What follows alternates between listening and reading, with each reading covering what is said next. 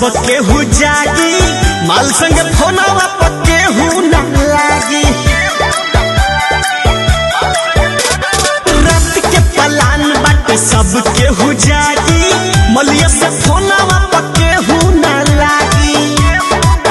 सभे सुनत बताई क्लियर रे, सभे सुनत बताई क्लियर रे।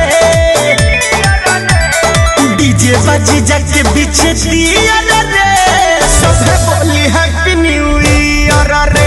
जे दारू न पिएला पीह बियर रे, सभे बोली हैप्पी न्यू ईयर रे, सभे बोली हैप्पी न्यू ईयर रे। डिब्बा में डिब्बा अभी कहा, डिब्बा में डिब्बा, डिब्बा में बियर, हमरा ओर से सभे रही आजादी सब करवो दिन, बहुत मजा मिली। लिट्टी लगाई केहू काटी टमाटर, केहू प्याज दी छीली। ए हम प्याज वाज नहीं छिलेंगे, लत है दुगो आलू में छील दो। रही आजादी सब करवो दिन, बहुत मजा मिली।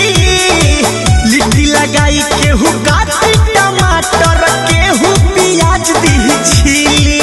केहू कोरी न मुहला लपियर रे, केहू कोरी न मुहला लपियर रे। ओके डियर।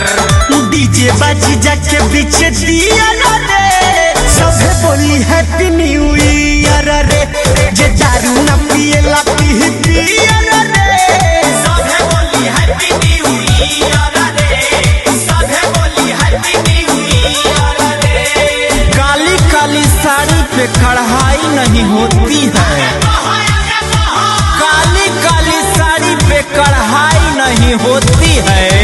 नया माल नया साल के तैयारी में पढ़ाई नहीं होती है।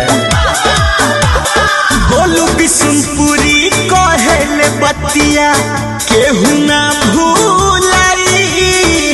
केक कटाई और सेल्फी खिंचाई, फेसबुक पर डालाई। सब केहू डाली और रवि जी और शक्ति सोना का टैग कर दी। गोलू बिशुनपुरी कहेले बतिया केहू ना भूलाई। केक कटाई और सेल्फी खिंचाई, फेसबुक पर डालाई। रही सब कर मनवा हरियर रे, रही सब कर मनवा हरियर रे। डीजे बाजी जाके पीछे दिया